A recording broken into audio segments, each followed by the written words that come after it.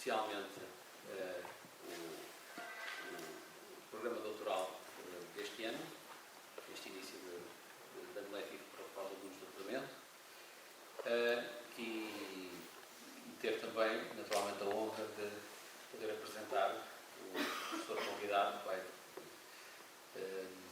fazer a lição inaugural, o Luca Cantori. É sempre em cada ano um novo desafio para vocês, para nós. O nosso programa doutoral, apesar de estar, podemos dizer, a começar, porque na verdade isto é o terceiro ano, não é? E portanto esperamos até que no fim deste ano letivo sairão os primeiros doutores deste programa, e apesar de ser só recente, tem tido, eu direi continuar a ter, tem tido sempre uma procura, que cada ano para nós é um desafio,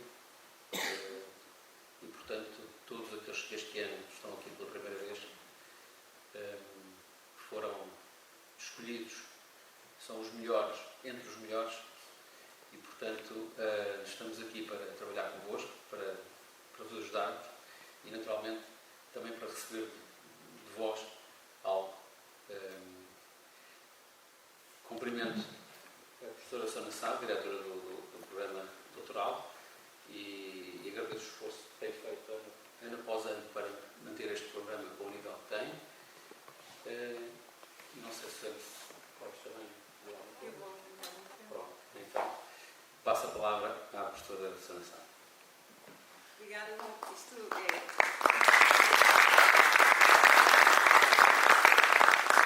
também de alguma informalidade. Eu queria dizer que este programa doutoral de facto tem tido muito sucesso, mas esse sucesso não se deve a mim, evidentemente, deve-se à Universidade de Aveiro em primeiro lugar e ao acolhimento que faz aos seus alunos, deve-se aos meus colegas professores desta universidade e que são professores de excelência, deve-se aos meus colegas da Comissão Científica que comigo ajudam a fazer este trabalho todo, e deve-se, claro, ao professor António Lourenço, que tem também um desafio enorme, sobretudo nesta altura de crise pela qual todos estamos a passar, e que tem ajudado a manter os níveis de exigência que nós temos tido até agora. A lição inaugural do nosso doutoramento chama-se assim justamente porque nós temos convidado sempre pessoas que vêm fazer momentos únicos, que são momentos que resultam da sua investigação, que são pessoas que efetivamente têm já muito trabalho feito, apresentado, sancionado pelos pares. No primeiro ano tivemos a etnomusicóloga Laura Lucas, que veio da Universidade Federal de Minas Gerais. O ano passado tivemos o professor Mário Vieira de Carvalho, que é uma personalidade que pelo menos os portugueses conhecem bem, e também com um prestígio enorme a nível internacional no âmbito da sociologia da música. E este ano convidámos o professor Luca Cantori, que nos dá muito prazer ter connosco, e queria agradecer desde já o facto de ter aceito estar aqui e de ter preparado a sua apresentação. É uma pessoa no âmbito que tem trabalhado, é um pianista, enfim, com muitíssimas provas dadas e também com um trabalho ímpar no âmbito dos estudos em performance, com trabalhos publicados que seguramente vos vão passar pelas mãos, sobretudo para as pessoas que vão trabalhar no domínio dos estudos em performance. Enfim, eu vejo aqui muitas caras já dos anos passados. Nós temos 90 alunos de doutoramento, não estão todos aqui, mas fico muito feliz por ver que muitos alunos aceitaram o convite de estar presente nesta lição, o que de alguma maneira responde ao repto que nós temos lançado neste doutoramento de criar um grupo que seja um grupo de escola, um grupo que faz do doutoramento não um momento letivo, mas um momento de família para o qual todos estamos a colaborar para criar uma escola. Queria agradecer ao Luca mais uma vez, muito obrigada por estar connosco, e depois vamos ter também um momento musical. Obrigada a todos. Tenham uma boa lição.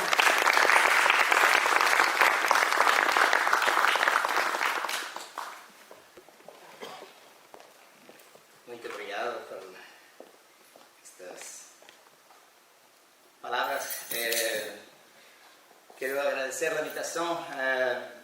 No puedo hablar portugués, pero faré la nueva presentación en español. Pero sí voy a transmitir este placer de estar aquí entre todos vosotros, estar con amigos, con personas otras que acabo de conocer o que espero poder conocer, y ojalá a través de esta pequeña charla pues ofrecer algunas ideas que puedan contribuir al éxito de este programa de doctorado tan admirable realmente.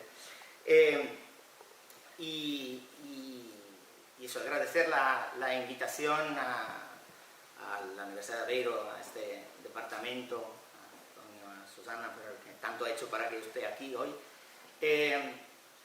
Y de algún modo transmitir desde el principio la idea que si estamos aquí estamos para saber más acerca de esa música que tanto nos fascina, pero estar aquí justamente hoy, en esta época tan compleja, resulta casi imposible no plantearse también qué pueden ofrecer nuestros estudios, nuestras investigaciones, a comprender un poco mejor lo que está pasando. Y creo que lo que está pasando hoy, no solo lo que pasó en el pasado, y si alguna etiqueta se me puede más o menos asociar, evidentemente hay mucho que ver con la musicología histórica, mucho que ver con los estudios sobre la música clásica, y por lo tanto es fácil que el centro de gravedad acabe por estar en el pasado.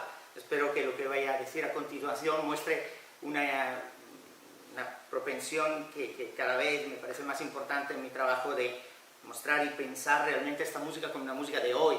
Si hoy tocamos Mozart, tocamos Beethoven, tocamos lo que sea, finalmente es una manera de pensar qué hace esa música en el mundo de hoy, y interrogarse si acaso sobre la historia que ha acompañado esa música, y por qué no sobre los valores, no siempre muy halagüeños, que han acompañado esta música.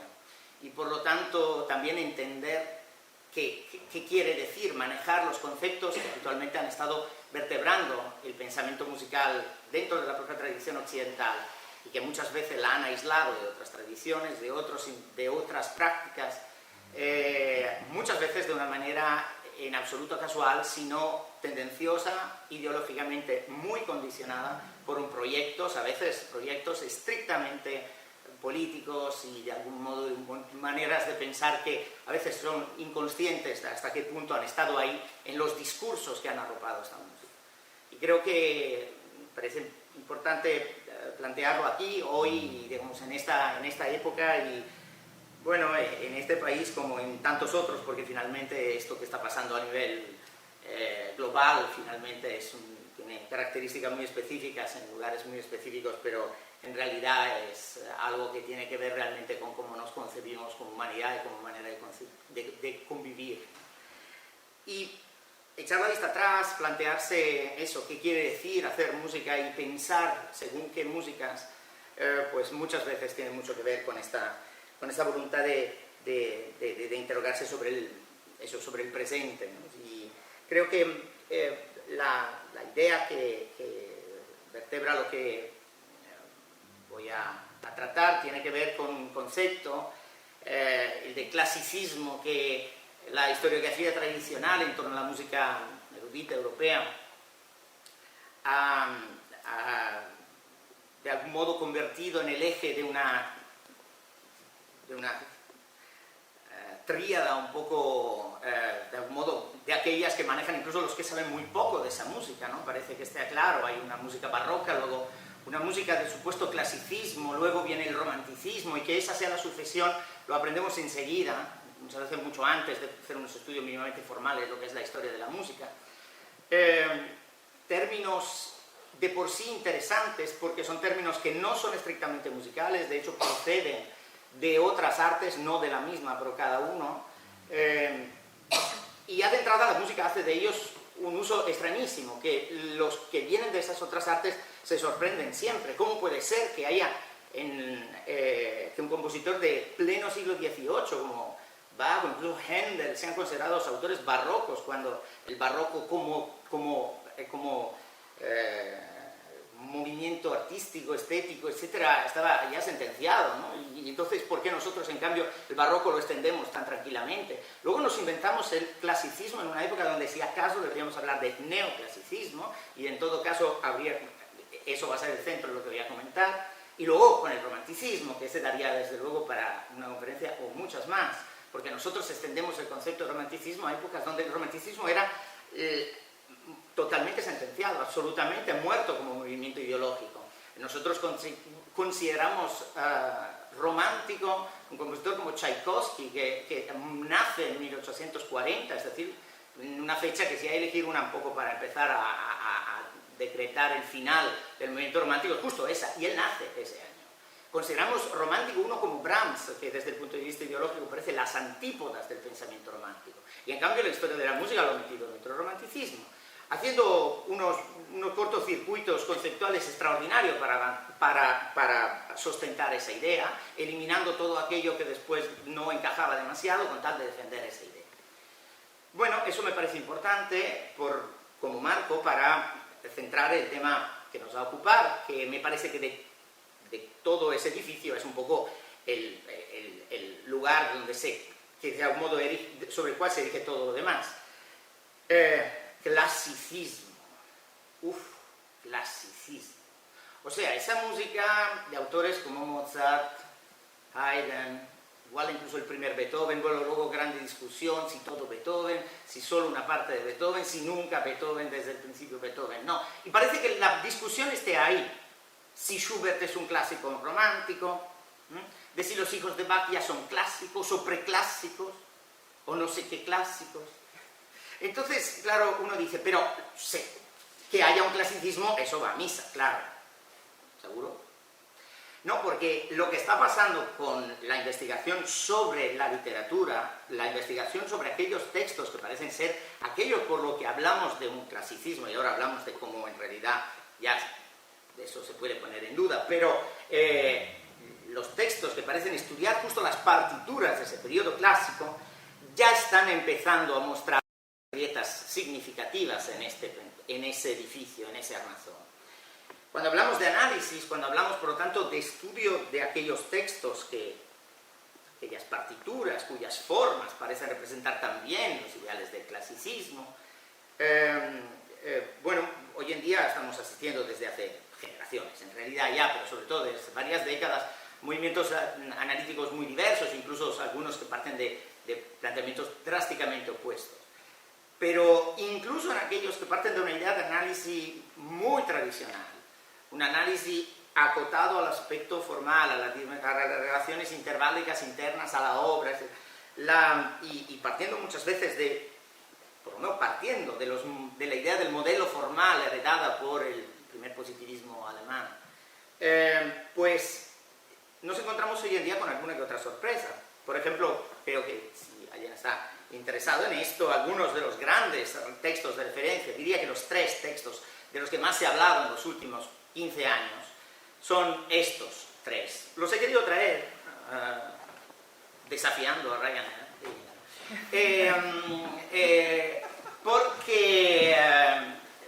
porque incluso a veces el aspecto, no sé, el libro a veces, el objeto físico también tiene su importancia. Yo al menos soy de los que defiende el interés del libro en papel. Y aquí hay mucho papel, y dentro de mucho papel hay muchas palabras, y hay muchos intentos de captar una realidad. ¿Qué realidad? Claro, se supone que la de la música del clasicismo. Pero ya es interesante ver cómo ellos hablan de esto. El más antiguo de los 3, el libro de William Kaplan. Classical Form, un libro muy interesante dentro del análisis, quien lo conoce sabe bien cuán relevante es la aportación de Kaplan, el interés por la línea melódica, por reivindicar lo melódico frente a lo armónico y todo esto. Pero, ¿dónde aparece el clasicismo? Bien grande en teoría, pero en realidad no tanto, porque lo que es clásico ya no es ni el periodo, ni los compositores, ni nada, sino la forma, que ya es... Ni siquiera el estilo, que ya había cada afirmación de Charles Rosen, que parecía haber resuelto parte del problema ya a principios de los años 70. Los clásicos no son los autores, sino el estilo, y parecía que ya ahí habíamos acotado algo. Ahora ya no es el estilo, es la forma, que es una cosa ya mucho más concreta, quizás un aspecto, ya tiene que ver con la mirada posterior sobre la música, porque es el modelo formal en realidad. Eso sí, ¿de qué música? Uno dice, de la música del clasicismo, no, A Theory of Formal Functions for the Instrumental Music of Haydn, Mozart and Beethoven. Ya son autores, 3 autores, no todos los autores de una época, 3 autores.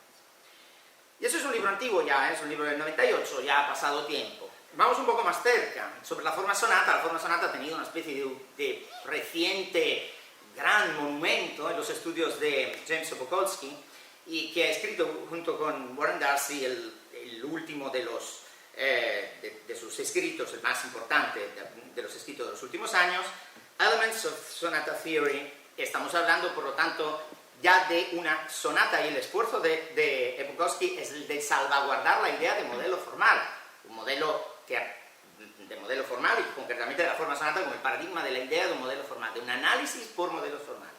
Bukowski tarda 500 páginas intentando explicar por qué, aunque es verdad que el modelo tradicional no encaja, es porque lo hemos hecho demasiado rígido y habría que empezar a tener 5 variantes en mente para poder adecuarse a todo lo demás.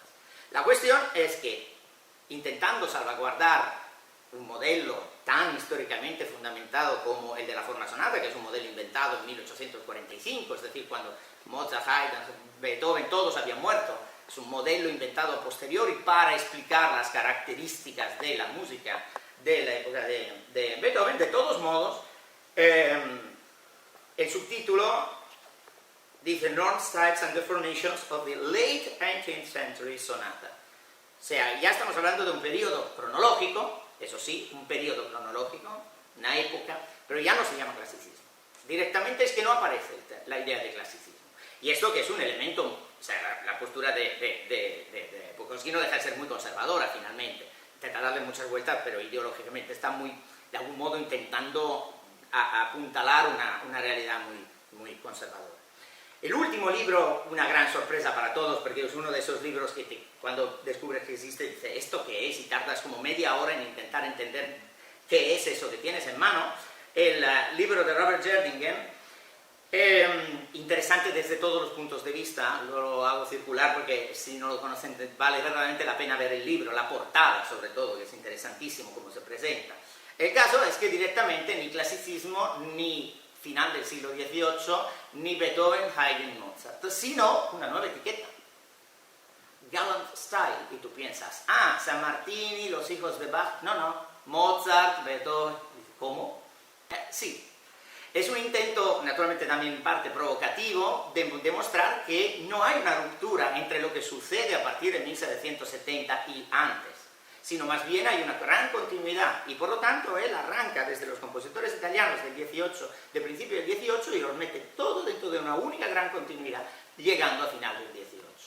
Es, obviamente, muy opinable, pero la cuestión es que trabaja muy a menudo con mucha sutileza para mostrar que hay elementos de continuidad.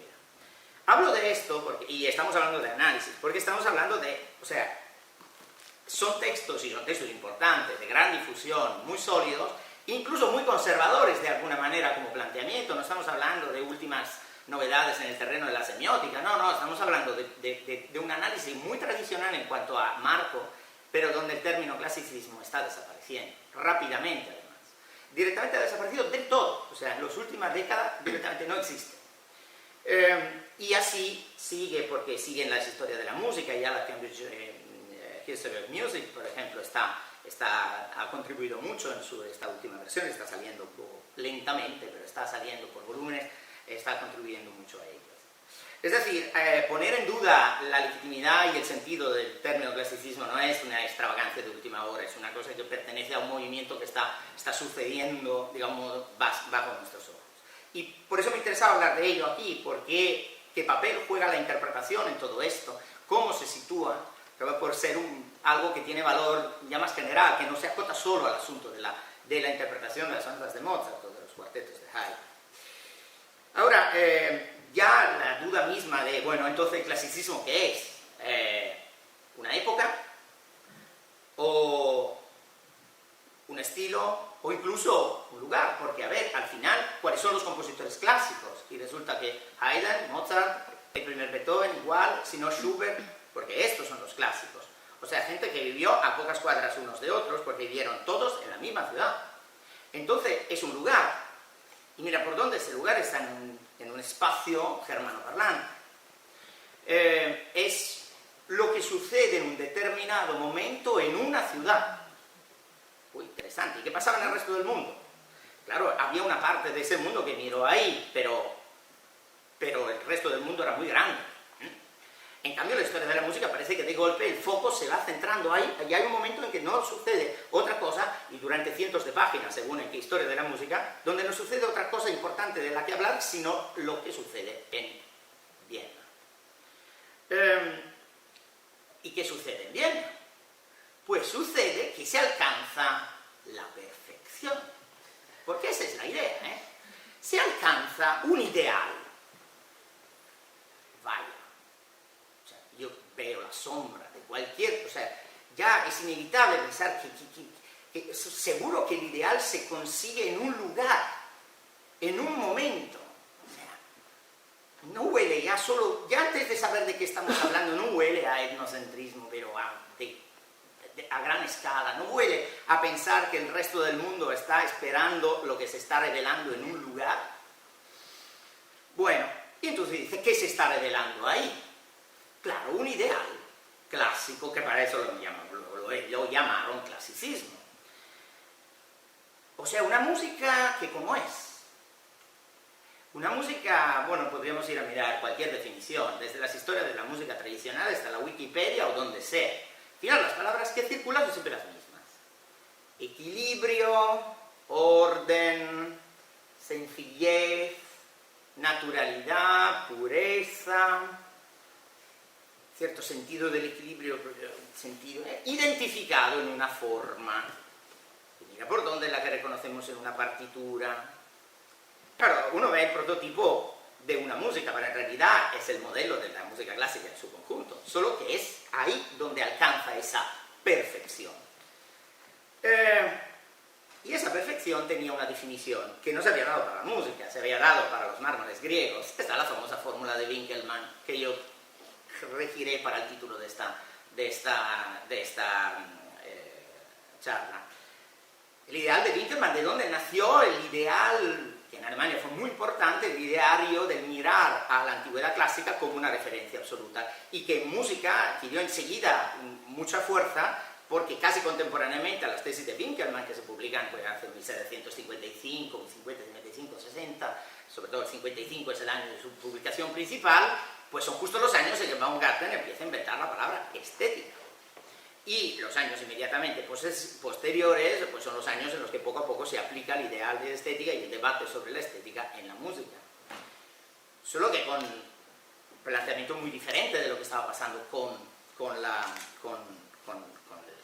el mirar a los mármoles griegos, las estatuas de la antigüedad clásica. Winkelmann lo había dicho claro, edle Einfalt und stille Größe, noble sencillez, serena grandeza. Ajá. Quizás aplicado a la música, y por eso lo elegiré, yo quizás puesto por utilizar las mismas palabras, que pero me vale, todas ellas, veo más la serena sencillez y la noble grandeza, pero si fa no fa, estamos en lo mismo. Y entonces es cuando uno se pregunta, ¿de verdad la música de esa época es así de clásica? Porque cuando uno se interroga de entrada con las armas del análisis de aquella época, se encuentra con una realidad completamente diferente. Es verdad que había algunas obras que se ajustaban, por lo menos que parecían tener como referencia todo esto, pero justamente no son el grueso de las obras, sino más bien una excepción. Por ejemplo, uno mira las óperas de Mozart, y si quiere buscar realmente el ideal clásico, paralelo a lo que realmente podía ser el clasicismo entendido como estudio de la antigüedad clásica, pues lo puede encontrar quizás de verdad solo en una ópera, la Clemenza di Tito. La Clemenza di Tito es la única verdadera obra neoclásica que escribe Mozart. Quizás en la Sinfonía 41, que para eso también tiene ese subtítulo, Júpiter y no sé qué, y más o menos ahí todo, do mayor, todo tan equilibrado, pero la Sinfonía 40, que fue escrita contemporáneamente, seguro que entra dentro de esa idea del equilibrio, todo esto, con el centro tonal que se va de paseo a mitad del cuarto movimiento y lo recupera casi medio de casualidad, seguro. con esos periodos de 9 compases, este gusto por las asimetrías, uff. Claro, no sé, nos hemos acostumbrado que sí, pero no es tan obvio que así sea. Y me parece importante, porque ¿dónde está la clasicidad por ejemplo, en Don Giovanni? ¿Dónde está? ¿No? ¿Dónde está esa aparente... El propio Requiem, la misa en do menor, o sea, Mozart está lleno de obras, ¿no?, que parece no ajustarse demasiado bien a esa idea. No hay que esperar al gran revolucionario Beethoven, mucho antes hay esto. Y las ironías de Haydn, que juega tanto con el romper las expectativas del oyente, una y otra vez. Bueno, el caso es que esto es un aspecto que me parece importante porque tomar un ideal sacado de la escultura, porque finalmente Winkelmann se estaba hablando de escultura, buscar un ideal que no podría ser más alejado de la realidad de la música. Una escultura no deja de ser un objeto inanimado, frío, de un material resistente como pocos a la usura del tiempo, que parece de algún modo hecho para perdurar en eterno y por lo tanto romper el sentir del tiempo que pasa. La música es justo lo contrario. La música es tiempo que pasa, es tiempo cosa que sucede, y es lo más impalpable, lo menos material que hay. Mira por dónde, lo primero que se tuvo que hacer para pensarla así es empezar a decir, bueno, vamos a estudiar algo lo más sólido, inmutable posible. Y ahí estaban las partituras, no el sonido era transitorio. La partitura, esa ya no cambiaba, el do seguía ahí, y el mi seguía ahí, y juntos seguían componiendo la tercera mayor y el segundo tema seguía estando en el mismo sitio y se podía estudiar científicamente. Esto era importantísimo. Luego, de la arquitectura se tomó la idea de modelo formal, porque de ahí viene la idea del modelo formal, y entonces ya, perfecto. Entonces teníamos la arquitectura y la escultura. Menudos modelos, vamos, los ideales para entender una cosa como la música, ¿verdad? Y sin embargo, fue así. Y hoy en día el estudio de la historia del pensamiento musical mueve mucho el acento sobre esto. A mí personalmente me interesa recordar esas evidencias, sobre todo por la postura del intérprete ante todo esto. Es decir, ¿qué hace el intérprete? ¿Qué papel juega? ¿Qué hace sabiendo esto y cómo contribuye a moverse en medio de todo esto? Porque seguro que reconocer esas estructuras clásicas supone necesariamente tocar de una determinada manera. El clasicismo es algo que vemos en la partitura, pero es también una manera de tocar, porque si no, enseguida cualquier profesor en cualquier conservatorio del planeta, si uno toca según qué obras, de según qué manera, dice, uy, es que esto así no es Mozart, así parece Chopin, y ya está. Entonces, pero sí parece Chopin, porque, o sea, pero si las notas están en el mismo sitio, donde las ha puesto Mozart, donde las ha puesto Chopin. No, es porque Mozart tiene que sonar de una cierta manera para sonar a Mozart. Entonces eso ya no es una cosa que está en la partitura, esto es una cosa que está en una tradición interpretativa. Bueno, ese aspecto es el que me interesa puntualizar aquí. Porque esta construcción historiográfica, esta idea según la cual el clasicismo ocupa un lugar, es una historia, tiene una historia que contar, pero sobre todo influye en una manera de pensar. De entrada, una manera de pensar marcada por la idea positivista del progreso. La idea según la cual hay antes el barroco, luego llega el clasicismo, luego viene el romanticismo, pero luego no, basta que en un concierto toque antes Chopin y luego Mozart, viene antes Chopin. No, es que la historia está organizada de tal manera y lo que de algún modo estamos heredando son retazos de una historia, de una evolución continua. Esa es la idea, ¿no? La conocemos bien, si hemos estudiado la historia de la música, porque de una manera u otra, aunque sea hoy en día a menudo para polemizar con ella, pero en todo caso sabemos que ha sido construida así la historia de la música. Y entonces es cuando uno dice, bueno, entonces tenemos un ideal de construcción clásica, esa forma clásica, esas maneras de construir que son propias del clasicismo. Y la verdad que las cosas como son, sí que hay cosas que sucedían muy a menudo a finales del 18 y después. Solo que uno dice, bueno, entonces, claro, ¿cómo tenemos que tocar todo aquello que parece estar tan propio de esa música. Por ejemplo, la idea de que repitamos patrones, la idea de que tenemos que si nos ponemos a tocar unos pequeños fragmentos,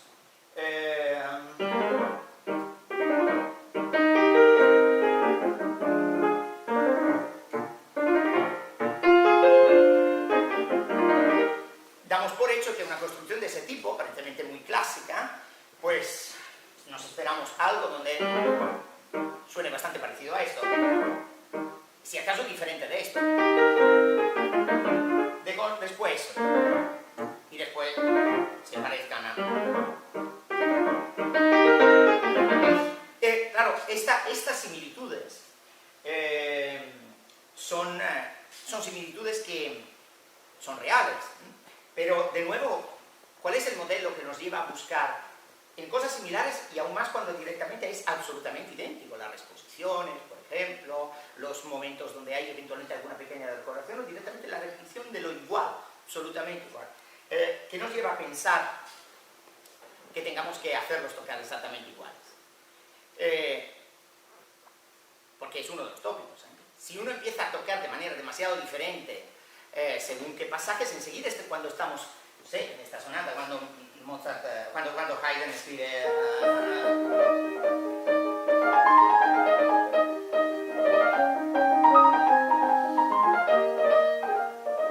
y como mucho nos esperamos en la repetición.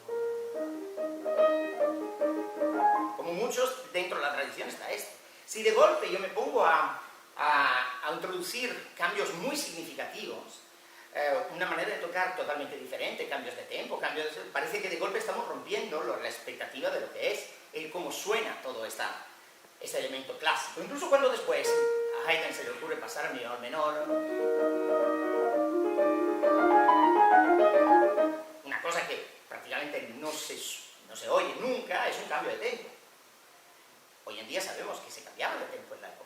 En todo caso, que no se necesitaba la autorización de la partitura para cambiar de tempo cada tempo. Por lo tanto, desde luego no es...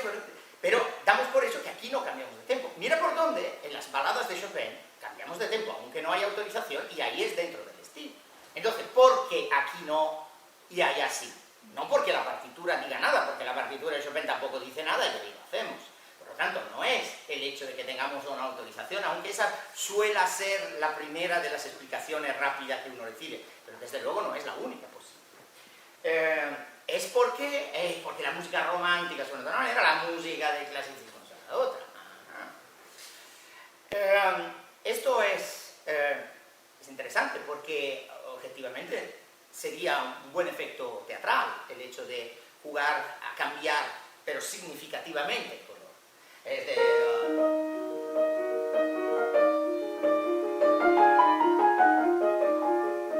Estaríamos mucho más en otro mundo con respecto al anterior.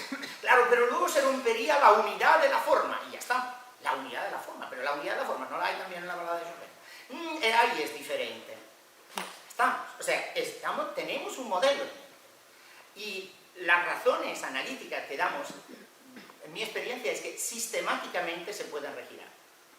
Yo no conozco, no se me ocurre nunca una manera para que no pueda tener una respuesta que finalmente sea, al menos en principio, igualmente válida, y que no acabe por terminar en una cuestión de decisión de marco.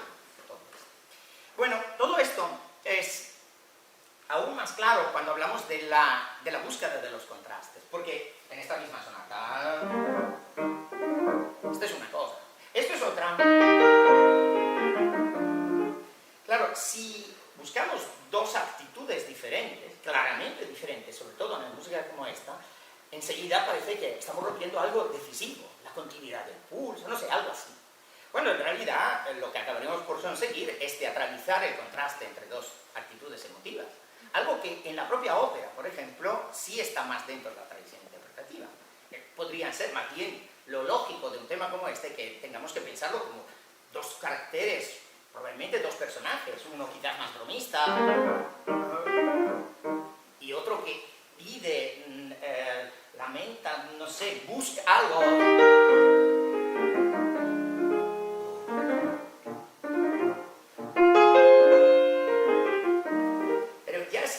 quedar así, si empiezo a decir no me cuesta imaginar, incluso más fácil imaginar el personaje que para la continuidad del otro y de algún modo una interacción, pero enseguida oigo la sensación de que no, pero es que esto en el clasicismo no. Y eso es la cuestión, eso en el clasicismo no. Entonces, en el clasicismo no, es importante entender que evidentemente no se basa en lo que dice la partitura, insisto, porque consideramos la vinculación de la partitura diferente en las obras escritas 50 años antes o 50 años después, por lo tanto, evidentemente la partitura no puede ser una señal, y el estudio de la praxis interpretativa hoy en día nos dice largo y tendido que desde luego esa música sí se solía tocar muchas más variaciones de tempo. Por lo tanto, precisamente el cambio de tempo era una cosa al orden del día, por lo tanto no hay tampoco razones que de todos modos se situarían en otro plano, pero ni siquiera la cuestión de es que el compositor lo que quería, no sé cuánto, porque ese argumento que en general hace agua por todos lados, pero en particular en este caso se descalifica por sí solo. Por lo tanto, entonces, claro, al final, ¿dónde acabas? Pues acabas en la idea de que tenemos una idea, y la tenemos muy asimilada, de que no, es que la música del clasicismo es de una manera, y la música del romanticismo es de otra, porque el discurso vale también del revés. Tenemos una imagen de Chopin, donde introducimos una serie de maneras de interpretar que en la época de Rachmaninoff eran el orden del día, pero en la época de Chopin no. Por lo tanto, tampoco es que Haydn no lo tocamos de una manera y en cambio Chopin sí lo tocamos como lo había pensado, no, porque con Chopin tampoco. Con Chopin solo que es otra conferencia. Pero con Chopin es la que dice romanticismo, es que eso sería para otro.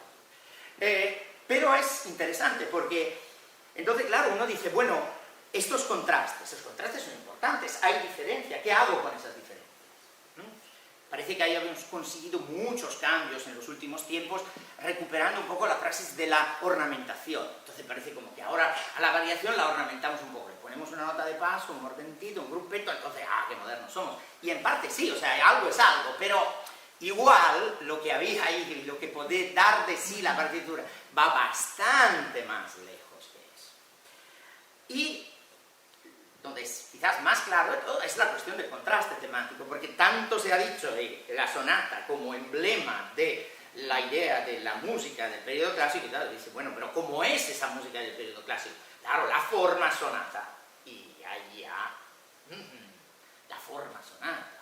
O sea, esa forma sonata que nos dice que hay un primer tema, luego un puente modulante, luego una cosa que al principio se llamaba idea secundaria, luego se pasó a llamar segundo tema por la mayoría de los sitios, y luego una coda, después un desarrollo, luego una resposición. O sea, justo ese tipo de forma que si lo hubieran preguntado a Haydn o a Beethoven hubiera suspendido un análisis de forma musical, porque él nos creía que ellos no sabían estar haciendo eso. Pero lo que sí estaban haciendo, que es interesante, es escribir, y es cierto, haciendo contrastar ideas temáticas, efectivamente contrastantes. Y uno dice, bueno, muy bien. Entonces, se supone que tenemos, ¿cómo es eso de la forma sonata? La forma sonata es esta forma donde hay una primera idea, cambiamos de autor, hagamos Mozart y dice, bueno, esta idea. Luego, esa idea, luego sigue así. O sea, de una manera que no tiene nada que ver con la anterior, melodía acompañada, deja paso a un canon a la octava, y luego se termina con de golpe un pequeño guiño, una especie de menueto, no sé. Bueno, antes de llegar al compás 13, ya hemos tenido tres ideas melódicas combinadas entre sí, pero se supone que eso lo llamamos primer tema. Y enseguida dice, luego viene el puente modulante, cuidado, no tanto, porque eso, modulante, precisamente no es.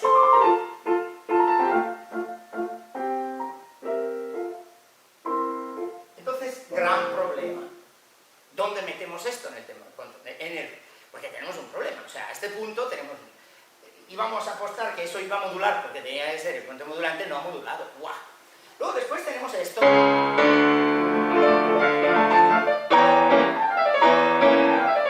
Esto ya es un tema que ya ha modulado antes de empezar, prácticamente. Pero es verdad que luego modula ulteriormente.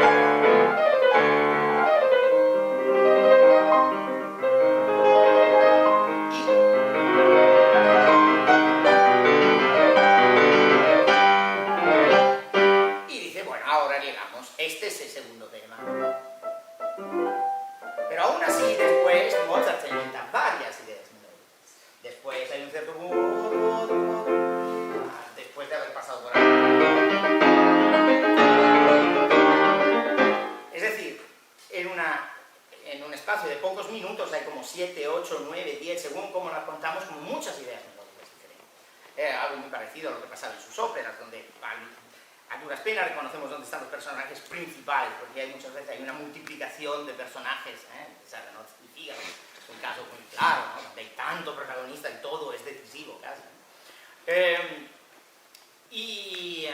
Bueno, el caso es que tenemos varias ideas, muy bien. Ahora, ¿qué hacemos con esas ideas?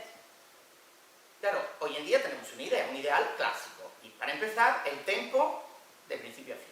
Los contrastes, bueno, no demasiado porque es Mozart. ¿No? Muy importante, porque es Mozart, de modo que, aunque Mozart haya pasado de aquí a aquí, no hay que exagerar. Sí, porque si no se rompe la unidad de la obra, es muy importante. Entonces, el equilibrio de la obra se empieza a convertir en algo desequilibrado, pero está desde el principio esta obra, si no hay simetría por ningún lado, si se inventa personajes por todos lados, es una fiesta donde han invitado a todo el mundo y al final no hay comida para todos, ¿qué pasa? Pues no, es orden, por favor, ¿no? Entonces ya estamos con el tema del orden, el equilibrio, ¿no? Y claro, es interesante porque damos por hecho que todo eso hay que mirar, pero es que la pieza se está empezando a escurrir entre las manos. Y insisto, en cambio en Chopin, en Chopin, cuando justamente Chopin le horrorizaban los fortes, siempre quería tocar todo bastante piano, pero no, en Chopin en cambio empezamos...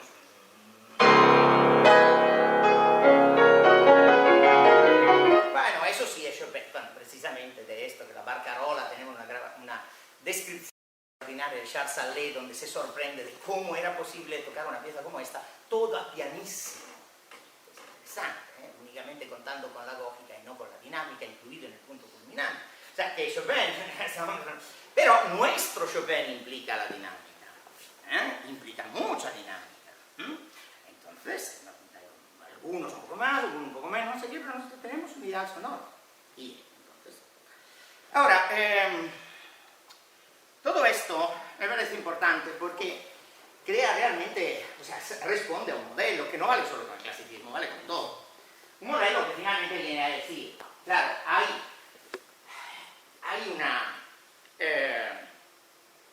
una manera de pensar. De alguna manera hay una influencia de la idea sonora que tenemos en mente, y los intérpretes acaban por ajustarse a esto. Los intérpretes, a su vez, todo el conjunto.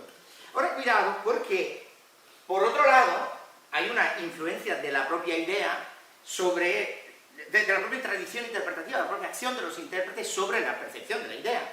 Porque claro, cuando nosotros empezamos a tocar cierta música de una cierta manera, al final, y es así de equilibrada, de moderada, al final, ¿con qué se queda el público?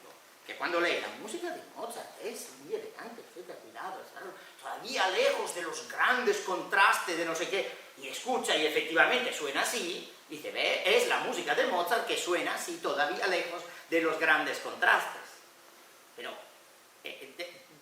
¿quién ha empezado el círculo? Porque finalmente esa música tocada de cierta manera, efectivamente ratifica la idea. Pero esa idea, a su vez, es lo que de alguna manera conduce y alimenta esto. Y entonces, yo creo que es importante pensarlo como un círculo que de algún modo se retroalimenta. Es un primer nivel, porque hay muchas más opciones, pero me parece importante, y es muy importante recordar que es un círculo que se retroalimenta, que no vale solo para la época clásica, vale con mucha otra música. Es muy interesante, por ejemplo, cuando hay compositores que tienden a salir del repertorio favorito del público y de los intérpretes, porque el cómo se piensa la obra es suficientemente fuerte como para llevar a los intérpretes a un tipo de interpretación que ni a ellos les satisface, y después al público dice, sí, pero el público se aburre. Por ejemplo, un caso clarísimo donde está sucediendo esto es Hindemith. Hindemith, un compositor que tenía en mente, además ha grabado cosas, sabemos muy bien, tenía su música, era una música extraordinariamente expresiva, con unos tipos de contraste, luego llena de humor, de efectos tímbricos, era el compositor más raveliano de toda la Alemania desde el siglo XX, un compositor con un sentido del humor personal extraordinario que vuelca en su música. Sí, pero ¿cómo se suele tocar? De otra manera, muchos intérpretes tocan incluso en concierto la música de Hindemith sin realmente hacer un análisis de la música de Hindemith partiendo de la idea de tonalidad ampliada que él mismo explicó en su tratado, y entonces claro, después pues suena todo una especie de cosa muy contrapuntística, muy negra, muy aburrida, y finalmente después dice, es que Hindemith es aburrido. Bueno, a ver, claro, tocarlo así, obviamente, claro que sí. No todos los intérpretes caen en lo mismo, pero hay un número considerable de intérpretes, de los pocos por otra parte ya, que tocan Hindemith, que tienden además a tocarlo así, y al final casi que para ser tocado así casi sería mejor que no se tocara. Pero vale con otros autores. César Franco, por ejemplo, un compositor con un gusto tan marcado por la sutileza, la sensualidad del timbre, pues claro, de nuevo en él vemos el contrapuntista un poco oscuro, etcétera, y la cosa luego va como va. Más vale también en otros casos, también compositores, por ejemplo, un compositor que yo adoro como Villa-Lobos. Villa-Lobos tiende en cambio a ser visto excesivamente dulzón. Muchos intérpretes, de los pocos por otra parte, desgraciadamente, que se han dedicado en serio a Villa-Lobos, han tendido a tocar la música de Villa-Lobos muy acaramelada, muy como una especie de extensión, digamos, muy ligada al mundo, eso, un poco de Gershwin y de cierta idea de entender Gershwin, por otro lado, etc. Y claro, así pues puede llegar a ser un poco empalagoso. La realidad, basta oír las grabaciones de Villa-Lobos y las interpretaciones de otros autores, por ejemplo, se ve perfectamente que Villa-Lobos era un neoclásico, era alguien que antes de empezar a meter todas esas avalanchas de azúcar y de miel en sus interpretaciones, era muy prudente. Y claro, su música resulta así mucho más atractiva que como a veces se ha llegado a tocar. Pues esto no deja de ser una apreciación personal, evidentemente, pero creo que es interesante pensar en cuántos otros ámbitos se puede dar todo eso. Ahora, el caso es que estamos hablando de ese círculo, y un círculo que en realidad, cuando uno lo piensa con un poco más de atención, es algo más articulado, y quizás no acaba por ser realmente un círculo, porque de hecho se retroalimenta y en algún sitio tiene que cambiar algo. ¿Qué es lo que sucede realmente cuando el intérprete está tocando? El intérprete piensa la obra de una manera, y eso puede haber llegado pues, de grabaciones, pero también puede haber llegado de lo que ha leído, de lo que sabe, de cómo se lo han enseñado, de lo que ha soñado esa noche. No sé, el caso es que de ahí parte el fenómeno sonoro, digamos, la parte de la interpretación que sucede en el escenario, ¿no? El intérprete decide tocar de una manera. Es una decisión suya. Influido o no, según por qué cosa, el caso es que él decide tocar de una manera. Y finalmente, claro, decide tocar porque piensa la obra de una manera. Él tiene una idea de cómo es lo clásico, tiene una idea de cómo es Mozart, tiene una idea de cómo tiene una manera de entender la relación entre esto y el teatro musical, y la estética de la época, la praxis, los instrumentos, lo que sea. Y finalmente, ahí decide tocar, toca de una manera. Y finalmente el oyente, cada uno del oyente individualmente, acaba por escuchar esa obra interpretada de esa manera por ese intérprete concreto, que puede ser yo, puede ser cada uno de nosotros. Y por lo tanto es así como finalmente se acaba por generar, es decir, no deja de ser hay una manera de pensar la obra, hay un sonido que se genera de algún modo condicionado por ello, por una serie de decisiones, y de ahí eso es cómo la obra llega al oyente, de cómo llega a quien escucha. Quien escucha puede ser a su vez alguien que genera otro saber en forma de libros, de todo, pero puede ser muy probablemente sencillamente alguien que conforma el grupo de los melómanos, del amante de la música, etc. Creo que resulta interesante pensar que entonces el intérprete acaba por tener un papel importante en todo esto. Y por otro lado, también importante es el que genera el discurso en torno a eso. Finalmente son momentos diferentes, aunque pueden coincidir en la misma persona, momentos diferentes del mismo círculo. Y entonces es cuando uno se pregunta diciendo, bueno, pero ¿por qué tengo que intervenir? A lo mejor a mí me gusta mucho el clasicismo como me lo han enseñado. A lo mejor a mí me está muy bien Mozart así, me gusta cómo suena, y en el fondo el discurso de barroco, clasicismo, romanticismo, oye, funciona. Y los compositores alemanes, es que de verdad, eran mejores. Es que han escrito una música tan buena, y sí, ok, o sea, evidentemente, uno está libre de... Pero una mirada atrás, y el mirar un poquito atrás y estudiar la historia, y ver de dónde sale todo ese discurso, pues puede enseñarnos cosas. Esto daría para una presentación muy amplia que no me planteaba absolutamente hacer aquí, pero recordemos que la contraposición entre clasicismo y romanticismo en particular, cuando surge, cuando se habla por primera vez, no es para ordenarlos cronológicamente los dos estilos. Cuando se empieza a hablar de clásicos y de románticos, es en realidad para reactualizar una... Eso es un tema muy estudiado, hay textos sobre esto. Es fundamentalmente para marcar dos actitudes y poner un poco al día, y eso sí, se empieza a oler que el objetivo es pensarlo de forma cronológica, pero todavía no es en absoluto un decir, primero vinieron los clásicos y luego vinieron los románticos, sino que había dos grandes actitudes que tienen mucho que ver con lo apolíneo y lo dionisíaco, que tienen mucho que ver también con la idea de la contraposición entre lo bello y lo sublime, de kantiana memoria, ¿no?, sobre la cual había centrado tanto Kant la crítica del juicio, pero heredando por otra parte una discusión que venía de antes. Finalmente se venía a decir, hay dos actitudes ante la música, la que de algún modo asume el equilibrio, la compostura, la expresión de lo bello, y ahí sí, el modelo es claramente referente a lo griego, del equilibrio entendido como algo natural, pues como una opción estética. Esos son los clásicos. Pero hay otra manera de entender la propia naturaleza. Hubo toda una discusión en la segunda mitad del 18, por ejemplo, sobre los jardines a la francesa y los jardines a la inglesa. Estaba dentro de esto, ese fantástico ensayo sobre la libre fantasía de Ned Richards, que yo centro tanto sobre este asunto. Y eran dos maneras de entender lo natural. Tan natural eran los jardines donde la naturaleza se ordenaba, o quizás aún más natural era la naturaleza salvaje de los jardines a la inglesa, que luego muchas veces era reconstruida, construida artificialmente, pero que simulaba la asimetría. Y de ahí la improvisación, las fantasías, que eran tan importantes, etc. Entonces ya tenemos dos modelos. Claro, aquello que ya había triunfado en el Sturm und Drang, etc., es aquello que luego se había identificado con romántico. Y mira por dónde algunos de nuestros protagonistas mayores son identificados a principios del siglo XIX con lo romántico más que con lo clásico. Y ahí tenemos famosísimas afirmaciones, las afirmaciones de Goethe, diciendo que Mozart era el autor más romántico de todo y que la música era el arte más romántico que había alcanzado con Mozart su máxima expresión.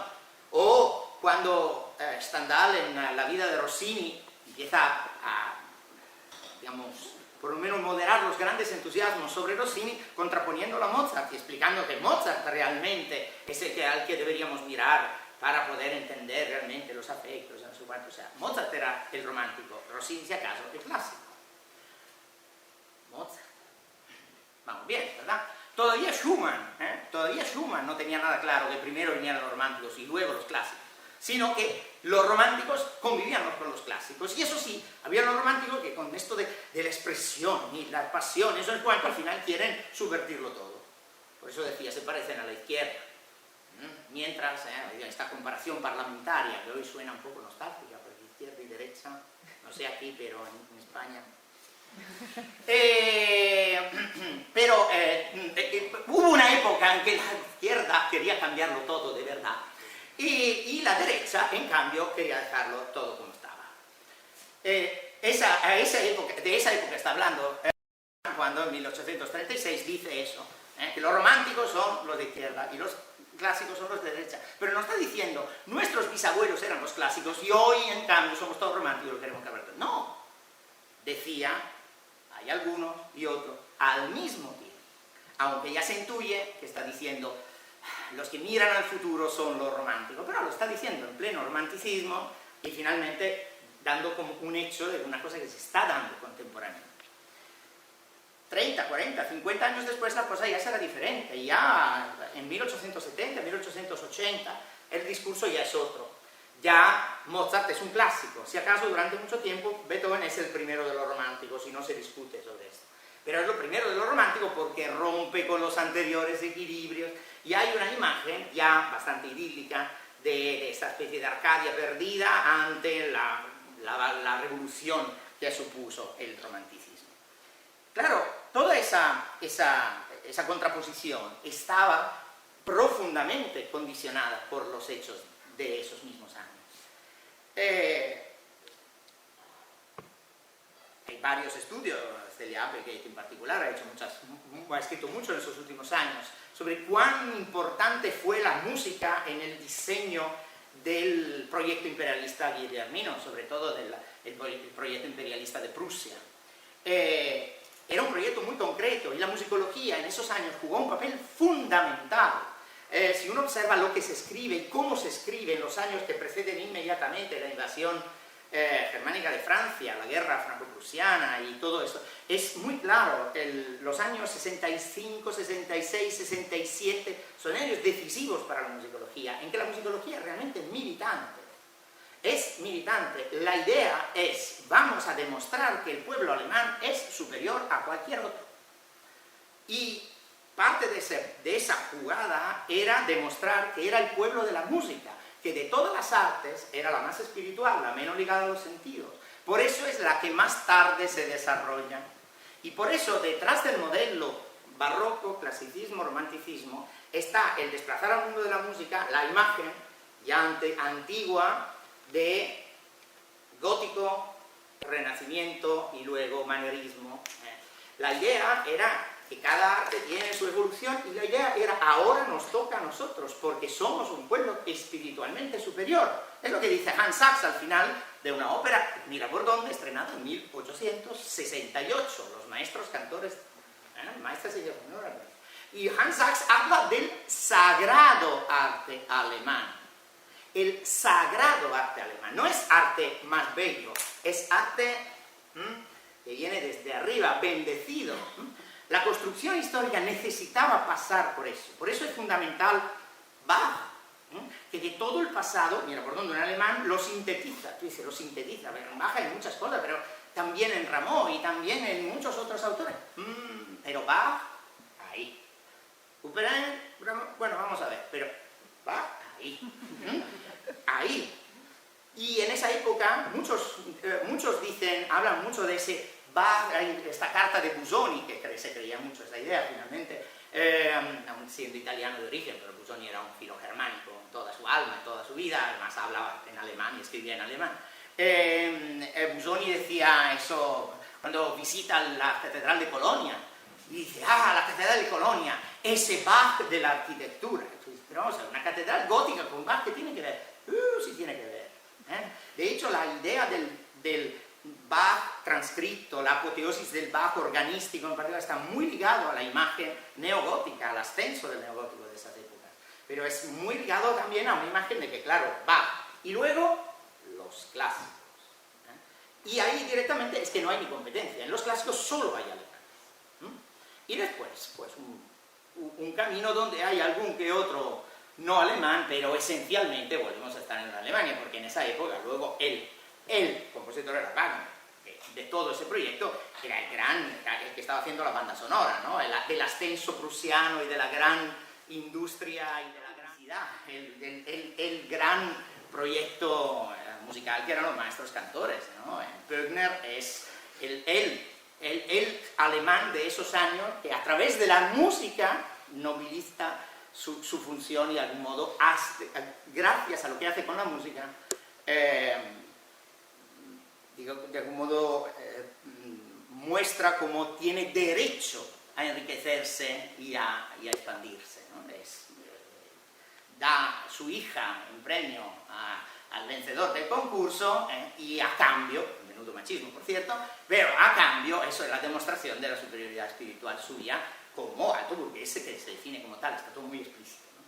Entonces, claro, cuando uno ve ese tipo de cosas y lo ves justo en esos años y mira cómo está construida la historia de la música, lo que se dice de Beethoven en un ultranacionalista declarado como Ludwig Noll, por ejemplo, que justamente las biografías de Beethoven se publican en el 67, etc. Uno ve muy claro el proyecto. Ahora, claro, ver ese proyecto y pensar ya en su día lo que tenía detrás y repensarlo hoy, con la que está cayendo encima. Con esa Alemania que primero invadió Francia, luego invadió Polonia, no, en medio invadió Serbia y luego, bueno, que intentó varias veces hacerse con el control y hoy en día estamos otra vez. Es lo que hay, ¿no? Es lo que hay. Estamos al cuarto intento. A ver cómo le va esta vez. La cuestión es que esto es una manera de mirar no solo a lo que fue el primer intento, sino a lo que de algún modo, a un intento que acabó por tener muchas ramas. Porque hay una continuidad, y es una continuidad historiográfica. Aquí no se trata de decir, ¿ves? Qué arbitrario que fue que Hitler utilizara la novena de Beethoven para sus cumpleaños, y Furtwängler, si eran nazis o no, no sé cuánto. Es que hay un proyecto que acabó por tener muchas caras y muchos protagonistas, muchos de ellos en absoluto identificados estrictamente en lo político, pero que tiene que ver con una construcción historiográfica en absoluto neutra desde el punto de vista ideológico. Entonces, a partir de ahí, pues, ¿qué hacemos con ello? Hay muchos terrenos donde jugar, donde trabajar, empezando eso, el estudio mismo de ese fenómeno, lo que fue en su día, la revisión de según qué textos, la búsqueda de mil cosas, hay millones de lugares donde poder mirar. Pero me interesa mucho lo que tiene que ver con la interpretación. Por eso, creo que hay cosas que están muy cerca, que las tenemos siempre muy cerca. O sea, esa idea del equilibrio era fundamental para decir, ves, ahí se ha revelado la música, allá donde esos alemanes, no sé cuánto, y después de ahí se ha proyectado el futuro de la música y se ha construido un modelo. Bueno, ese modelo a lo mejor lo podemos replantear también, o por lo menos buscar alternativas, reimaginarlo, rediseñarlo, partiendo de cosas muy obvias. El hecho mismo de pensar la multiplicidad temática de Mozart, no ya partiendo del bendito modelo de la forma sonata, sino de otra manera, pensándolo como una sucesión de personajes. También la ópera tenía su modelo ideal, heredado del drama jocoso, con las dos parejas de personajes, los dos protagonistas aristocráticos más los dos protagonistas medio bufos. Bueno, y Mozart toma ese ejemplo y empieza a darle mil vueltas. Y no hay ópera donde no lo acepte como tal, sino juegue con él. Bueno, imaginarlo teatralmente, siempre se habla de la teatralidad de Mozart, pero luego la interpretación de una pieza ya en forma sonata, un concierto donde aún más clara la relación entre el solo y el tutti, pues todo eso daría mucho de sí. Hay muchos caminos que se pueden hacer. Se están intentando algunas cosas, pero hay mucho por donde hacer. Pensar que es una teatralidad que puede llegar a resultar también muy impactante, incluso muy directa, y que puede tener que ver con la ficción del teatro, incluso por otros elementos. Antes he citado este ejemplo de esta sonata, porque es una sonata que amo particularmente, porque este tema, que parece verdaderamente tan incoherente,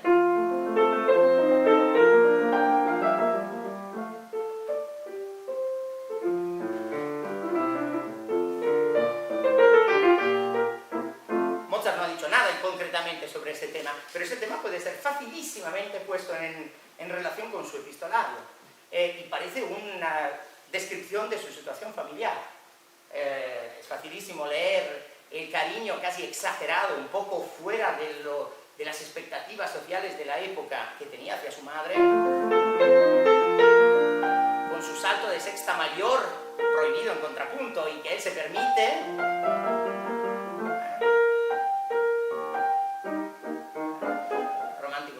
Intervalos que tanto gustará a los románticos, y a continuación, de golpe, como si lo hubieran pillado en flagrante, se va el acompañamiento,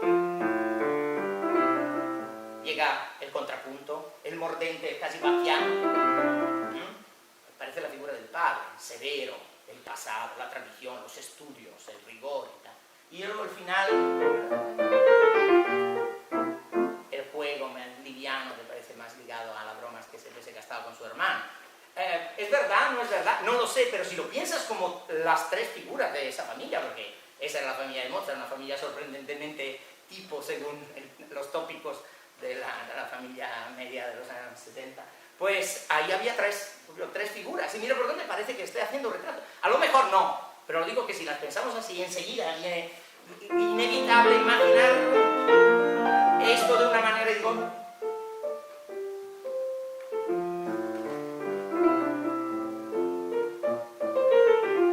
y podemos permitirnos actitudes interpretativas que quizás no entrarían dentro de una idea tradicional. Bien explicada, pueden llegar a ser extraordinariamente comunicativas, además, y el público estaría muy dispuesto a este tipo de propuestas. Y desde luego, con muchas razones en la mano podríamos tener para ello. Y es solo un ejemplo, porque hay, insisto, muchos más. Y es solo un ejemplo el hecho de Mozart, con el caso de Haydn, por ejemplo, compositor tan bromista, tan liviano, tan dado a la broma en la vida real, en su existencia. Claro, ¿cuánto nos permitimos, cuánto jugamos con esto? Esta sonata de antes, por ejemplo, tiene a cierto punto un momento extrañísimo donde...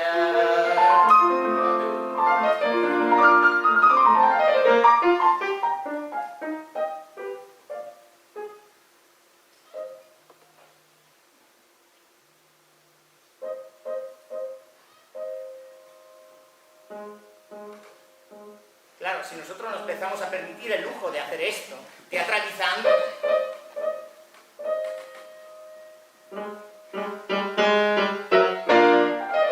y teatralizando esto, la idea de la broma, la idea del humor en Haydn adquiere un aspecto que desde luego no está en la tradición interpretativa, porque nadie se permite este tipo de cambio.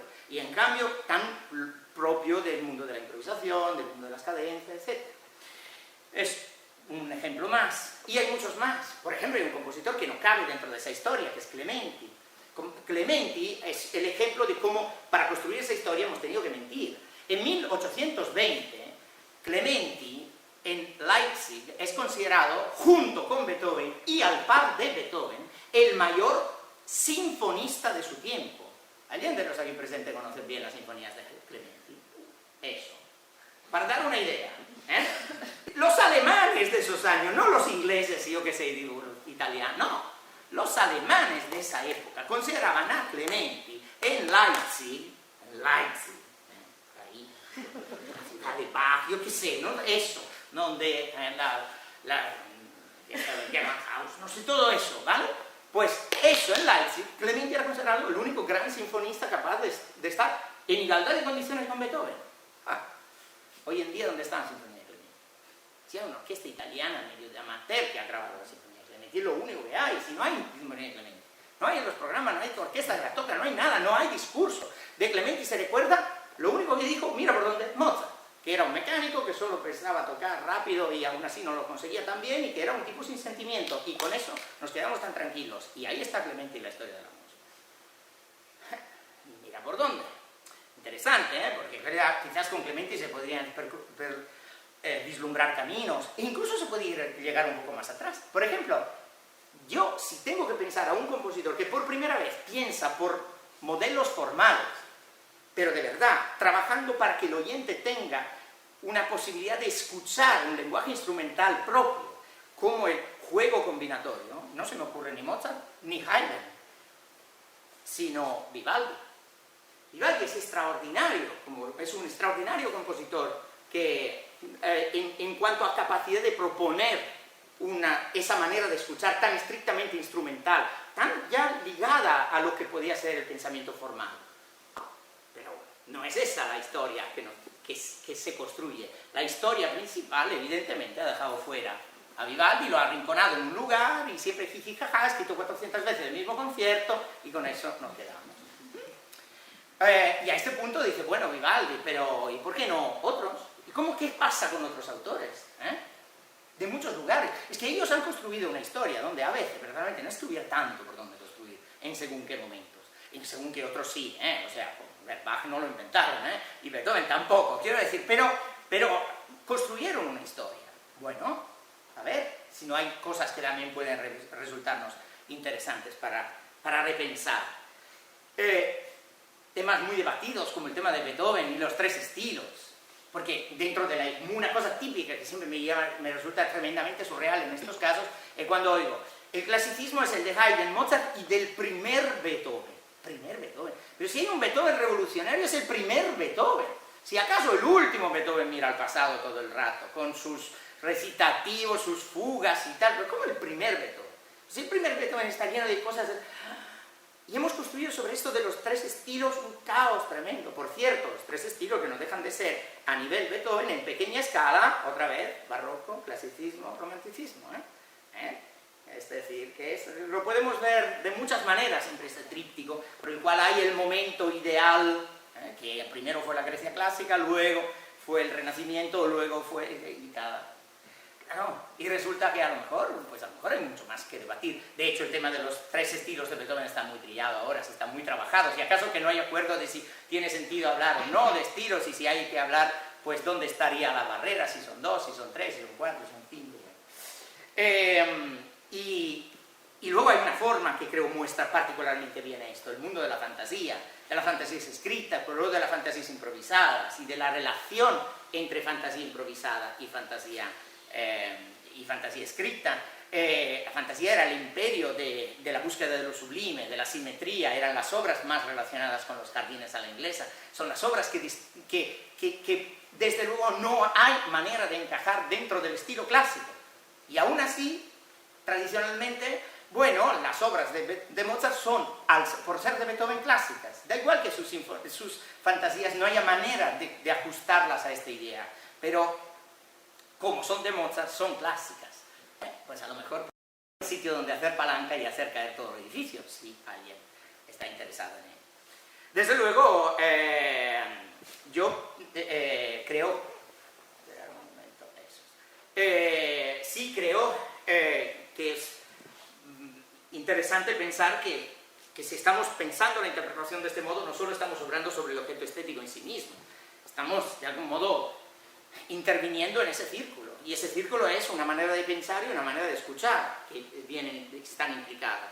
Creo que nunca, como en ese caso, me parece claro algo que pero sí se da mil y una otras veces, la centralidad del reflexionar, del pensar sobre la música que hacemos, o sobre lo que es la música en sí misma y su relación con la sociedad que la alberga, pero desde la perspectiva de cómo suena esa música. Y eso vale con todas las músicas, también con esta, que parece venir de un pasado donde parece que el estudio esté muy ligado a lo que fue esa música en su día. Creo que no, es lo que es hoy en día, que finalmente es lo único que de verdad nos tiene que importar. Si para ello puede ser interesante repensar el pasado, pues repensémoslo. Y para repensar a Mozart igual es tan importante, o incluso más importante que repensar lo que fue la época de Mozart, puede ser a lo mejor, pues, qué tenían en mente y qué discurso construyeron los historiadores que a finales del XIX y luego a lo largo del siglo XX fueron heredando un discurso que quizás cuando nos acercamos a él a lo mejor no nos convence.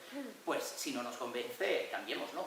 Yo creo que esto vale con tantas cosas, pues entre todos podemos. Se trata de si realmente lo queremos. Pues muchísimas gracias. Bueno, este tiempo.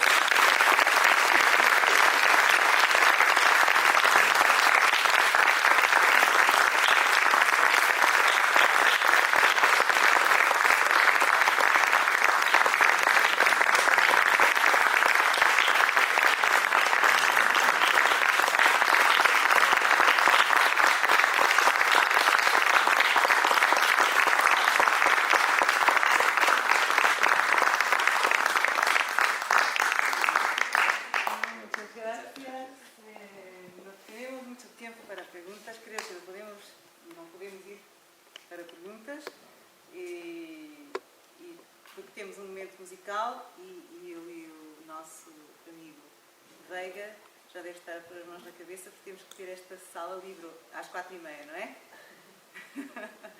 Então, eu acho que de todas as formas que vocês vão ter a oportunidade depois de falar com o professor Luca Cantori, que nos presenteou com esta brilhante, instigante lição. Muito obrigada, que enfim, responde perfeitamente. Eu não quero dizer que supera, porque o Luca é uma pessoa que nós convidámos justamente porque sabia que nos ia dar uma ótima lição, mas que de facto nos trouxe um pensamento extremamente muito instigante e que eu espero que seja também condutor da investigação que se vai fazer aqui durante este ano e nos próximos anos. Obrigada, Luca.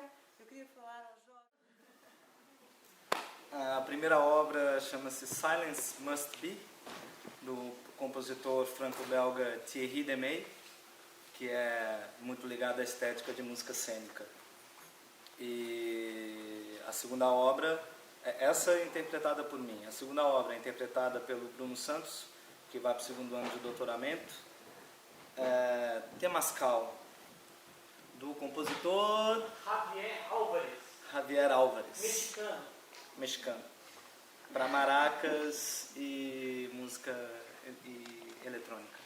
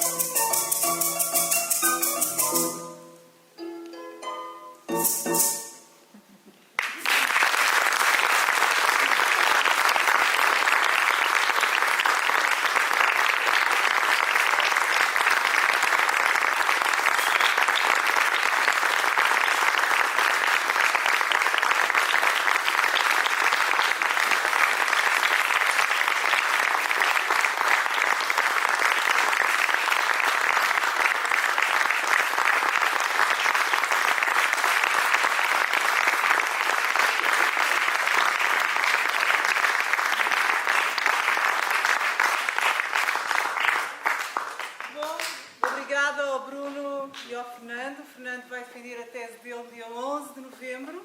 12 de novembro, portanto, de hoje a um mês. Estão todos convidados. É uma prática boa assistir às defesas de teses dos colegas, não só para dar apoio, mas também para aprender com eles e com a experiência deles. E queria agradecer ao Bruno também mostrar-nos a sua excelência e, como sabem, temos uma ótima classe a todos os níveis, mas também uma classe de percussão muito singular aqui na nossa universidade. E queria agradecer mais uma vez ao Lucas. Espero que este momento tenha servido também para estreitar as relações entre Portugal e Espanha a muitos níveis, entre os quais o nível académico. E a professora Sílvia Martínez está aqui connosco, é uma etnomusicóloga de primeiríssima água e que espero que um dia possa estar nesta lição inaugural também. Queria agradecer a todos o facto de terem vindo e temos de deixar esta sala, mas espero que a comunicação continue e o professor Lucas está aberto para conversar convosco um bocadinho. Obrigado, bem-vindos. Espero que tenhamos um excelente ano em conjunto. Obrigada.